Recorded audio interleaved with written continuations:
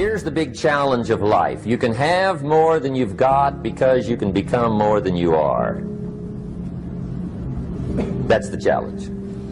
And of course the other side of the coin reads, unless you change how you are, you'll always have what you got. I have found in my experience that income does not far exceed personal development. Now sometimes income takes a lucky jump, but sure enough, unless you grow out where it is, it'll usually come back where you are. Life has strange ways. If somebody hands you $1 million, best you become a millionaire quickly, so you get to keep the money. Otherwise, sure enough, it'll disappear. Somebody once said, if you took all the money in the world, divided it up equally among everybody, it would soon all be back in the same pockets. Incredible. Success is something you attract, not something you pursue. Success is looking for a good place to stay. So instead of going after it, you work on yourself. Personal development. See, the major question to ask on the job is not what are you getting. The major question to ask on the job is what are you becoming? See, the big question is not what am I getting paid here. The big question is what am I becoming here? Because true happiness is not contained in what you get. Happiness is contained in what you become. So that's our major subject for tonight, personal development. Of all the assignments Mr. Schoaf gave me at age 25, this was probably the most difficult. In fact, I'm still working on this one. I think it's an unending challenge to see what you can become. The next subject is called basic laws. And it's good to study the basics. And I call these basics primarily because they come from the Bible. Now, I'm not a theologian or a minister, and that'll be apparent. But Mr. Schoaf taught me that the Bible was a good textbook for ideas and stories and success equations, how to live the better life. I found out that was true. He also taught me that the Bible is as practical as it is spiritual, and I found out that's true. If you look at your bank account and your income and you're not happy, there are several places in the Bible to check to see what the heck's wrong so you can make the changes. And we're going to cover some of those tonight, called basics. Okay. The next subject is my favorite, setting goals. Mr. Schoaf taught me how to set goals. What a favor that was. One morning at breakfast, shortly after I met him, he said, Jim, let me see your current list of goals, and let's go over them and talk about them. He said, maybe that's the best way I can help you get a better direction started. And I said, I don't have a list. He said, well, is it out in the car or home somewhere? I said, no, sir. I don't have a list anywhere. He said, well, young man, that's where we got to start. He said, I can tell you right now, if you don't have a list of your goals with you, he said, I can guess your bank balance within a few $100s. Which he did. And that got my attention. I said, you mean my bank balance would change if I had a list of goals? He said, drastically. That day I became a willing student how to set goals. And sure enough, learning how to set goals changed my life. And I often wondered why no one had ever taught me how to set goals up until age 25. I went to high school, but if they offered it, I missed it. I went to college for a year, never heard it. I worked for Sears. Really. And to my knowledge, Sears never taught it. Right? How to set goals. So here I am, age 25, married, my family's starting, I've been to college, I'm working, and I still don't know how to set goals. But fortunately, when I was 25, I met the man who taught me how, and it revolutionized my whole life. Economically, socially, personally, it's incredible. So I want to share with you tonight what Mr. Schoaf shared with me, how to set goals. It can be a life changer. Okay. The next subject is the negative part of the seminar. Life is part negative, so we got to talk about the negative. And this subject is called diseases of attitude. Diseases of attitude.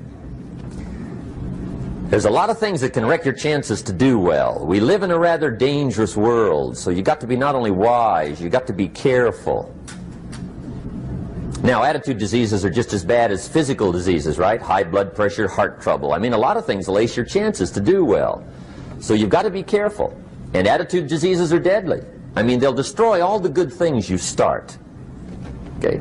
So we'll go through those attitude diseases, how to spot them, how to look for them, what they are, and the cure. And I'm a pro on these because I've had them all, so I can give you excellent advice on these. Now, the last subject we're going to consider tonight is called the day that turns your life around. The day that turns your life around. And under this subject, we're going to talk about the emotions that can change your life. Human beings are emotional creatures, and emotions are powerful for life change. Now, of course, emotions are so powerful they can go either way on you. Emotions can either build or destroy. So you really have to employ emotions properly. We call civilization the intelligent management of human emotions. If you can intelligently apply your emotions in the right direction, no telling what can happen. Could turn your life around one day would be sufficient. So we'll talk about those. Okay. Now that's a lot to cover in one evening, but we'll keep at it here and see if we can't get it all done. I'd like to have you now jot down the theme of the seminar. Every seminar should have a theme, I guess. We've got one. It's on some of our literature if you happen to notice it, but if you didn't, for your notes, here it is. The theme of the seminar goes like this: the major key to your better future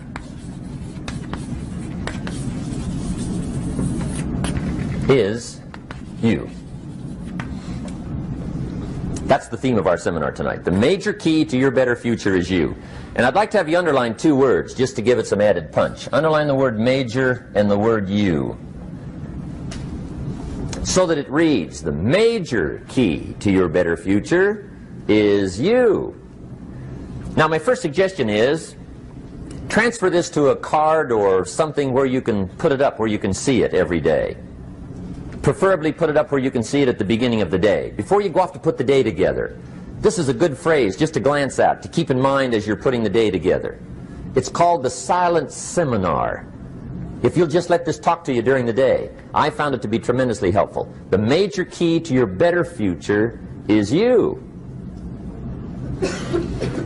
For a big share of my life now, I didn't have this one quite figured out. Among a lot of things I didn't have quite figured out. Many things used to puzzle me back in those early days. I used to wonder why two people could work for the same company, one make twice as much money. Now, see, that used to puzzle me. And maybe they were the same age, graduated from the same school, live in the same community, work for the same company, with the same products and the same services. They've got the same traffic, the same problems, and one makes $1,000 a month, the other one makes $2,000 a month. Now that was my puzzling question. Why would this long list be the same and the money twice as much? I asked, what's the difference between $1,000 a month and $2,000 a month? And I don't mean $1,000 a month, right? I could figure that out. But what makes the difference? Why would one person do twice as well, 3 times as well? Speaking economically. Now, I know there's more than one way to do well. I understand that. But in this little narrow area called compensation, what's the difference? Well, back then, with my faulty thinking, I'm trying to reason it out. I thought, well, maybe time makes some of the difference, right? Some people do better because they have more time. I used to say, Harold ought to be able to do well. He's got a lot of time. If I had all of Harold's time, I could do well. Now, that's got to be dumb, right? Number one, you can't get somebody else's time. A guy says to me one time, he says, you know, if I had some extra time, I could make some extra money. I said, then forget it. There isn't any extra time. Hey, when the clock strikes 12 midnight, that about wraps it up, right? I mean, you can look around the gongs there for a little more, but it's over. You say to the guy, what are you doing? He says, I'm looking for extra time. See, they'll come and take you away, right? There isn't any more time. Now, if you can't get more time, which you can't, what could you get more of that would make a difference in economic results? And here's the key word. Make it a part of your notes. We're going to consider it tonight. The word is value. And I have a little phrase for your notes. Value makes the difference in results. Value makes the difference. You can't get more time, but you can create more value. Now here's the first lesson of economics. Everybody should learn it from the time they're old enough to understand what a dollar means, how to earn one, how to get one, how to keep one, what to do with it. First lesson of economics. We primarily get paid for value. That's lesson one. Bringing value to the marketplace, that's how you get paid. You don't get paid for the time. I know it takes time to bring value to the marketplace, but you get paid for the value, not the time. Now, since that's true, here's one of the key questions of the evening. Is it possible to become twice as valuable at the marketplace and make twice as much money in the same time? Could you become 3 times as valuable? Make 3 times as much money in the same time? Is that possible? The answer is yes, if. And it's always if, right? Life is known as the big if. Harry Truman once said, life is iffy. How true. And here's the big if we're going to consider it tonight. It's possible to do much better at the marketplace if you go to work primarily on yourself. And that's the theme of our seminar tonight. Learning to work primarily on yourself. People have asked me for the last 24 years, how do you develop an above-average income? And the answer is, become an above-average person. Develop an above-average handshake. Some people want to be successful, they don't even work on their handshake. As easy as that would be to start on. They let it slide, they don't understand. Develop an above-average smile. Develop an above-average excitement. Develop an above-average interest in other people. Develop an above-average intensity to win. See, that'll change everything. Probably one of the most frustrating experiences in life is looking for an above-average job with above-average pay without becoming an above-average person. It's called frustration.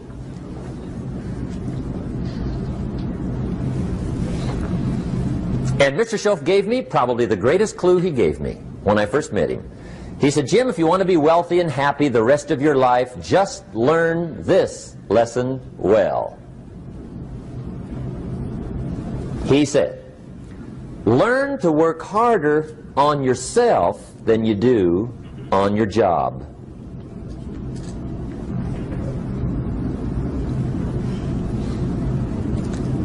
Then Mr. Schoaf gave me probably one of the most important clues among so many things he taught me, but this was in those early days. Mr. Schoaf was very kind, but he was also very abrupt. And he had these interesting questions to ask. I'm giving him a little rundown one day on how things hadn't worked out for me. He said, Mr. Rowan, I've got the answer for you if you will listen carefully. And listen carefully I did that day and for the next 5 years. If somebody's wealthy and happy, you gotta listen.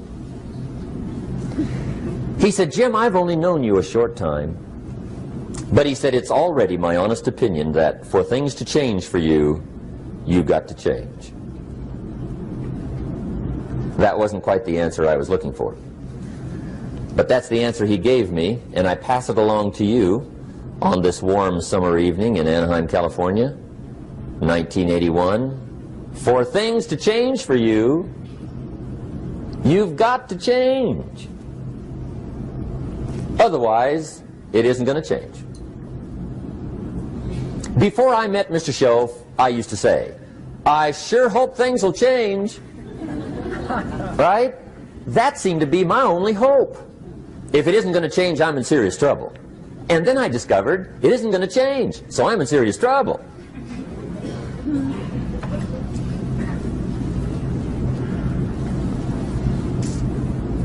See, I can tell you what the 80s are going to be like. You have dropped into the right place. I did a seminar one time for Standard Oil executives and management in Honolulu. And we're having a conference one day around this big conference table. And one of them said to me, Mr. Rowan, you know some fairly important people halfway around the world. What do you think the 80s are going to be like? I said, gentlemen, I do know the right people. I can tell you. So they all listened very carefully. And I said, gentlemen, based on my wide experience, I can really honestly say to you, in my opinion, in the 80s, it's going to be about like it's always been. Aren't you glad you came? That's inside. I don't pass that around just everywhere. Now, of course, I said that to make a point, but I also said it because it's accurate. It's going to be about like it's always been. It isn't going to change. The tide comes in, and then what? It goes out. For 6,500 years that we know of, recorded history, and probably long before that. So it is not going to change. It gets light, and then what? It turns dark. 6,500 years. See, it's not likely to change. And we're not to be startled by that. If the sun goes down, the guy says, what's happened, what's happened? It means he hasn't been here long, I guess, right? It always goes down about this time. The guy says, well, I don't like that arrangement. Well, you got to talk to somebody besides me, right? It gets light, then it turns dark.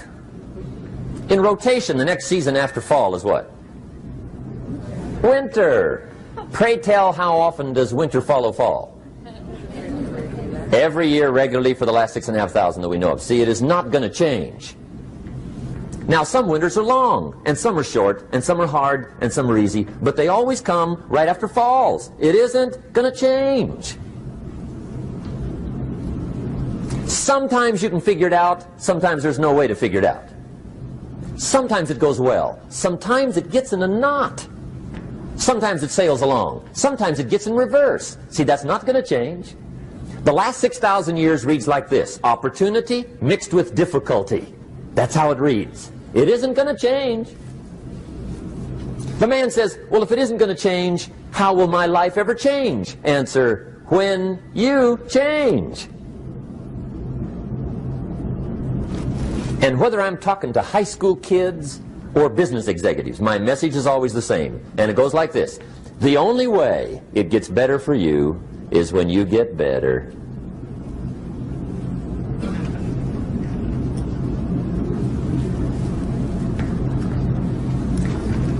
Let me give you the 4 major lessons in life to learn. Here's 4 majors. It's good to study the majors. In our weekend seminar we teach, some people don't do well because they major in minor things. You've got to be on the lookout. At the end of every week, end of every month, you've got to check, make sure you're not spending major time on minor things. We go through that whole series. Majors and minors. Now, let me give you 2 phrases before we get to the 4 majors. This will set it up and you'll see where I'm going. 2 key phrases for your notes. Here's the first one. Life and business is like the changing seasons. That's the first phrase. Life and business is like the changing seasons. One of the best ways to describe life, it's like the seasons. Frank Sinatra sings, life is like the seasons. Now here's the second phrase. Very important. You cannot change the seasons, but you can change yourself. You can't change the seasons, but you can change yourself. And see, that's how life gets better for you, not by chance, but by change. Now, here's the 4 major lessons in life to learn. I've got my first book finished, came out a couple of weeks ago. This is in it, the 4 major lessons in life to learn. Here they are. Number 1, learn how to handle the winters. That's lesson 1. They come right after falls, with regularity. Some are long, and some are short, and some are hard, and some are easy, but they keep coming. You must learn to handle the nights. They come right after days. You must learn to handle difficulty. It comes right after opportunity. You must learn to handle recessions. They always follow progressions. For the last 6,000. See, it isn't going to change. The lesson you must learn is how to handle it. And there's all kinds of winters, right? The winter when you can't figure it out. The winter when it all goes smash. The winter when it turns belly up. The winter when it won't work, when you've run out of money and you've got a broken heart. See, those are winter times. There's all kinds. Economic winters, social winters, personal winters. When your heart is smashed in 1,000 pieces and the nights are unusually long, your prayers seem to go no higher than your head. It's wintertime. Barbra Streisand sings, "It used to be so natural to talk about forever, but used to be's don't count anymore. They just lay on the floor till we sweep them away. You don't sing me love songs, and you don't say you need me, and you don't bring me flowers anymore." A song of winter. But see, the disappointments come. Those are normal. That's part of life. But the question is, how do you handle it? How do you handle the coming winters and the disappointments and the down times? Well, you can't get rid of January by tearing it off the calendar. But here's what you can do. You can get stronger, you can get wiser, and you can get better. The winters won't change, but you can. And that's how life changes for you. See, before I understood, when it was winter, I used to wish it was summer. I didn't understand. When it was hard, I used to wish it was easy. I didn't know. And then Mr. Schoaf gave me a part of his very unique philosophy when he said, "Don't wish it was easier, wish you were better." See, that triggered my whole life change. Don't wish for less problems, wish for more skills. Don't wish for less challenge, wish for more wisdom. That's the key. So that's lesson one, learn how to handle the winters. Here's lesson two, learn how to take advantage of the spring. That's the second one. Spring is called opportunity. And spring follows winter. What a great place for it. If you were going to put it somewhere, that'd be the place to put it, right after winter. And pray tell, how often does spring follow winter? Every year with regularity, 6,000. You can almost count on it. See, opportunity always comes. Days follow nights. Isn't that terrific? Opportunity follows difficulty. But here's what you must learn to do. Underline these two words in that key phrase. Take advantage. Underline those two. You must learn to take advantage of the spring. See, just because spring rolls around is no sign you're going to look good come fall. You got to do something with it. In fact, you have to get good at one of two things in life. Planting in the spring or begging in the fall. Or get somebody to do it for you. See, those are about the only alternatives. Now here's what else you must do. Take advantage of the springs quickly, because there's only a few. Just a handful of springs have been handed to each of us. They don't come forever. Life is fairly brief. So you got to read every book you can get your hands on what to do with your springs while they're here. And take advantage, they soon run out. The Beatles wrote, "Life is so short." And for John Lennon, it was extra short. But life is brief. Elton John sings, "She lived her life like a candle in the wind." It's brief. So whatever you're going to do with your life, you got to get at it. Don't just let the springs pass. Here's the third major lesson in life to learn. Learn how to protect your crops all summer. You got to take care of what you start. Sure enough, as soon as you've planted your garden in the spring, the busy bugs and the noxious weeds are out to take it. And here's the next bit of truth. They will take it unless you prevent it. And that's the third major skill to learn. You've got to learn to prevent the intruder from taking all the good you start. It's one of the challenges. Here's two key phrases under number 3. First one, all good will be attacked on this planet. Maybe not the next one we get to, but on this one, all good will be attacked. Every garden will be invaded. Not to think so is naive. And here's the second phrase. All values must be defended. Political values, social values, community values, family values, marriage values, friendship values, business values. Every garden must be tended all summer. Third major lesson. Now here's number 4. Fourth major lesson in life to learn. Learn how to reap in the fall without complaint. Learn to reap come harvest time without complaint. Take full responsibility for what happens to you. It's one of the highest forms of human maturity, accepting full responsibility. It's the day you know you've passed from childhood to adulthood, the day you accept full responsibility. And another note, learn to reap in the fall without apology. Without apology if you do well, and without complaint if you don't. That's maturity. I used to have that long list of reasons why I wasn't doing well. To explain. You got to explain, right? Otherwise you're going to look bad. I used to have this funny list called Reasons for Not Looking Good.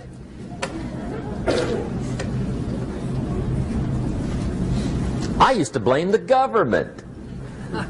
I mean, you can believe that or not. It was at the top of my list. I had a lecture second to none. The government. That was on my list. I used to blame taxes. Look what you got left after they take everything. And they expect you to do well. That was on my list there. Prices, that one's easy, right? You walk into the supermarket with $20, come out with a little half bag. So I had that on my list. I used to blame the weather. I blamed the traffic. I used to blame my car. I blamed the manufacturers. I used to blame the company. I blamed company policy. I used to blame the training program. I blame my negative relatives. They were always putting me down. I blame my cynical neighbors. They're just selfish, looking out for themselves. Won't loan you money? They were on my list.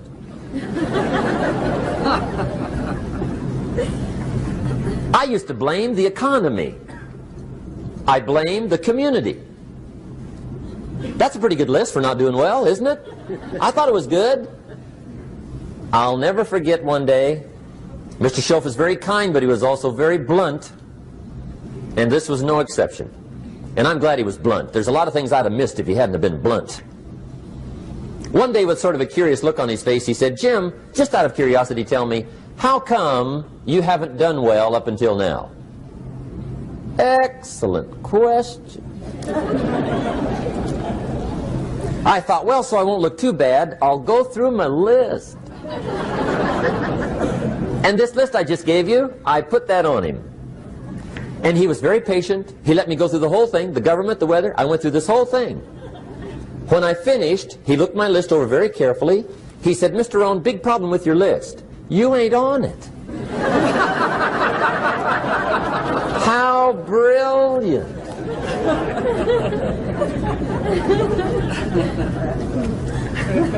When I went to work for him a few months later, I learned very quickly to tear up my list, reasons for not doing well, and I threw it away.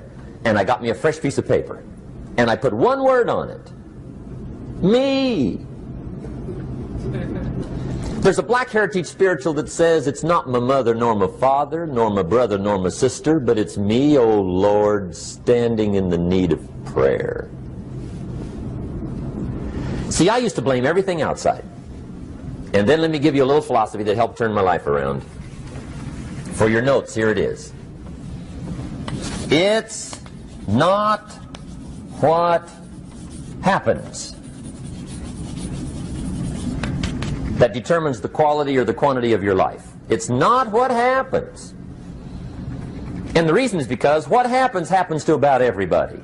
No different. The sun went down on all of us last night. A common event, a happening. And I found out that the same things can happen to two different people. One gets rich and one stays poor. Why is that? It's because it's not what happens, but rather it's what you do that changes everything. So that's a key phrase. It's not what happens, it's what you do. What happens is about the same. You might put that in parentheses here. Same. What people do, that's what's different. Anything can happen, right? Everything can happen. I've heard all the stories. I've been one of the stories. Hey, we could all tell stories all night long, right? Happenings. Anything can happen. Have you heard of Murphy's Laws? Anybody here heard of Murphy's Laws? Okay, most of you have. Murph had these laws. One of them was, if anything can go wrong, it will. That's one of Murphy's Laws. He was not one of the great positive speakers of the day. But anyway, it's still true though, right? Anything can go wrong, everything can go wrong. For sure. I've fallen out of the sky so many times. Once to the tune of a couple of million. Devastating. Took me a while to survive that one. Now, it wasn't all that much, but it was all I had. Right? I mean, that's when it's much, right? When it's all you got. If you got 3, 2 go, you got 1 left, you ain't looking that bad. But when it all goes. Has anybody been there when it all went? Anybody? Come on, the rest of you liars. Hey, we've all been there, right? When it all went. Of course, it used to be a long time ago, right? When you ran out of money, got to 0, you were all through. Heck, now you can whistle right on by 0, right? I mean, they will bury you. That's what they will do.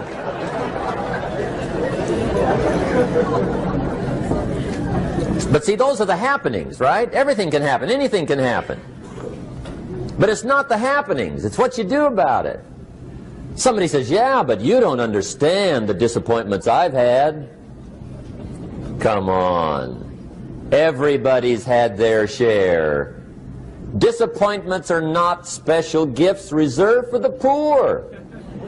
Everybody has them. The difference is what you do about them. It's not the weather. I used to blame the weather, and I discovered it rains on the rich. So see, that won't help.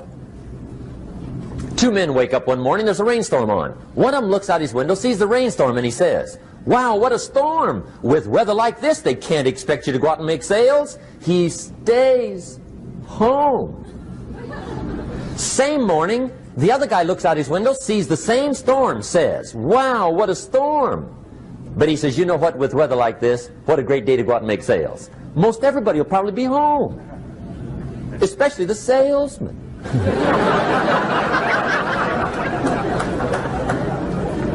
See, that's the difference in how your life works out. It's not what happens, it's what you do. So here's one of the key questions of the evening. Starting tomorrow, what are you going to do that'll make a change in your life's direction?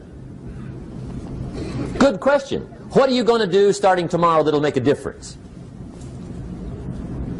Now see, if you don't do something starting tomorrow that'll make a difference, guess what? It's gonna be the same. And see, that way you can guess what the next 5 years are going to be like. Look at the last 5. Because the next 5 are going to be like the last 5 unless you, major key, tomorrow, change it all. Or change a little, or change something, or don't change. It's choice time. You can do whatever you want. But it's nice to know any day you wish you can change your whole life.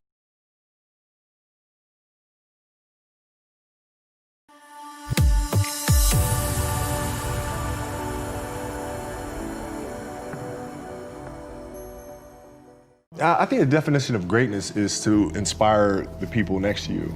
I think that's what greatness is or should be. It's not something that lives and dies with one person. It's how can you inspire a person to then in turn inspire another person that then inspires another person.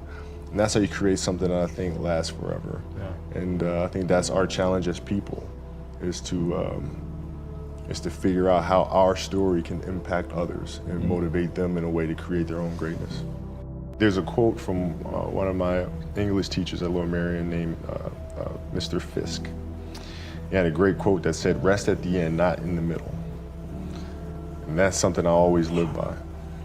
You know, I'm not going to rest. I'm going to keep on pushing now. There are a lot of answers that I don't have, even questions that I don't have. But I'm just going to keep going. I'm just going to keep going, and I'll figure these things out as we go, right? And you just continue to build that way. So I try to live by that all the time. What does love feel like?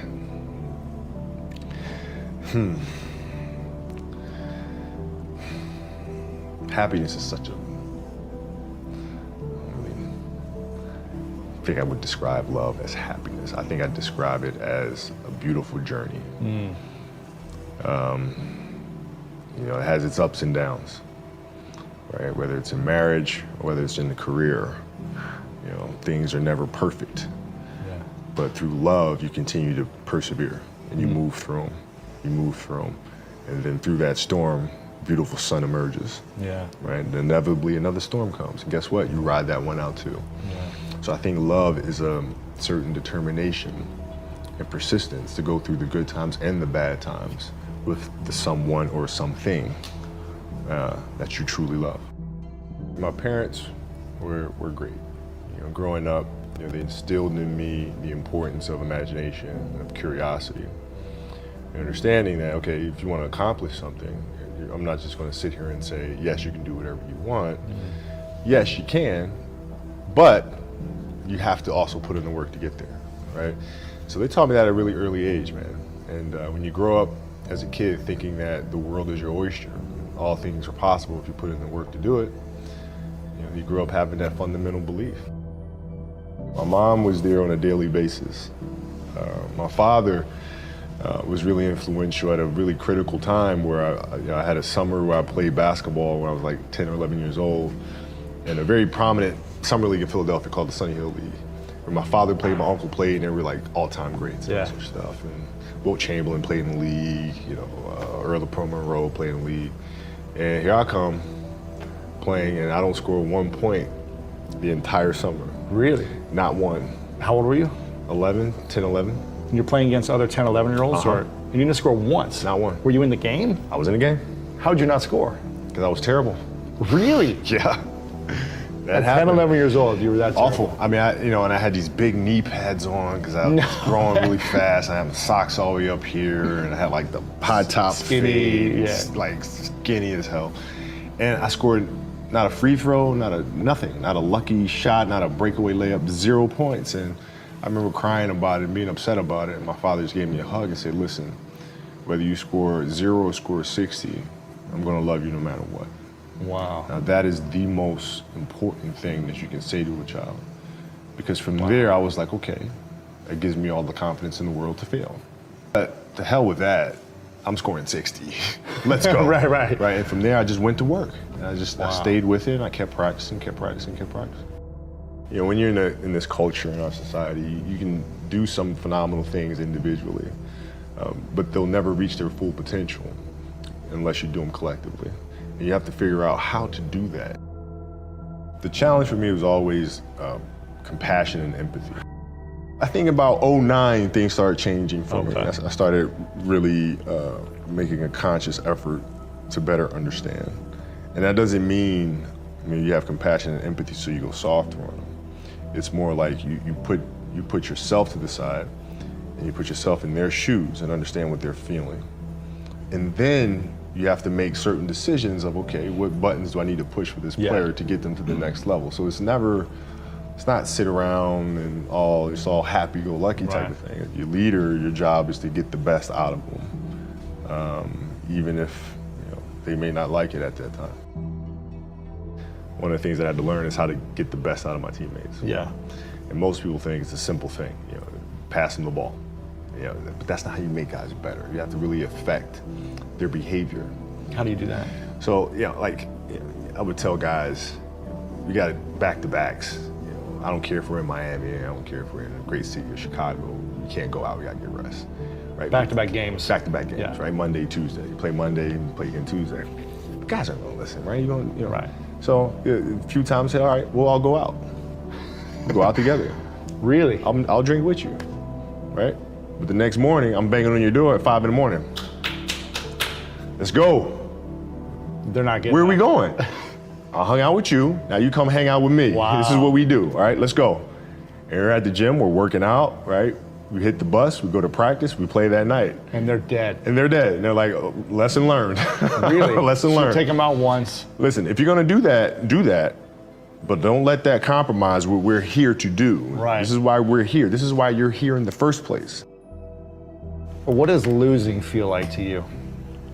It's exciting. Why is it exciting? Because it means you have different ways to get better. There's certain things that you can figure out that you can take advantage of, right? Certain weaknesses that were exposed that you need to shore up, right? So it was exciting. I mean, it sucks to lose, Right. but at the same time, there are answers there if you just look at them. I'll give you an example. So Katie Lou Samuelson is one of the best college basketball players in the country. She plays at UConn. She's going to be a senior. And they just had a really tough season last year where they lost to Notre Dame in the final. And so I asked her, I said, have you watched the Notre Dame game? She was like, no. I said, well, why not? I said, I don't want to watch that. I said, I know you don't, but you're going to play Notre Dame this year, yeah? Yeah. What's the chances you see him again in the final? I said, well, you probably see him again. I said, well, you can't show up and play them without knowing why you lost that one, right? So, you know, the mistakes that you've made in that game, you have to do the hard stuff and watch that game and study that game to not make those mistakes over and over again just because you weren't brave enough to face it. So she came down to the office. I brought her down to the office and we sat down, we watched that game together. Wow. Right? And you gotta deal with it. Face it. Gotta deal with it. Face it, learn from it. When you play for 20 years, I played for 20 years, you reach a certain level, you're like, okay, wait a minute, I have to start again at the base of a mountain and try to climb the top of this mountain. First of all, what mountain am I climbing? I don't even know, like, what the hell am I gonna be doing? And it's very scary. It's very scary. Even for you? Oh, absolutely.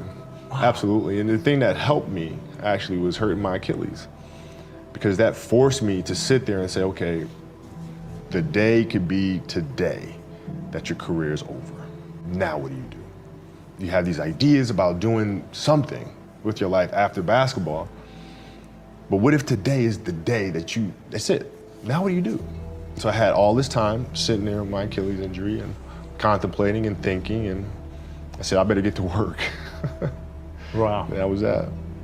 The mentality book is really about process and craft. I've broken the book up into 2 sections.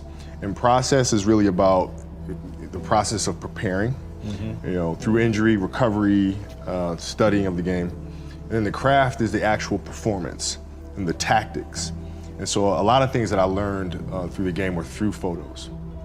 You can look at a photo Wow. and see like a player making a move, and look at the angle of his feet, look how he's using his hands on defense, and I can really break down things to the smallest detail through that. And that's what you'll see in this book. I mean, it's really a basketball Bible. You'll see how I break things down, like how I'm looking at things to the smallest of detail. Yeah. And that's the best way to understand how to have that kind of mentality, is to ask questions, then find answers. And then that lead to more questions, and you find more answers. And that's what the book is.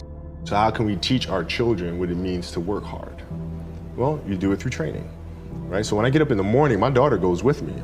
4 a.m.? 4 a.m. My 15-year-old goes with me. She goes with me before school, and it becomes a daddy-daughter thing. That's cool. She just got her permit, right? So she drives in the morning. It becomes a cool thing, right? But through that process, she understands the value of hard work and things taking time.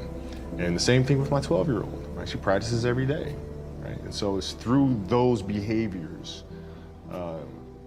is where I find the motivation to do it.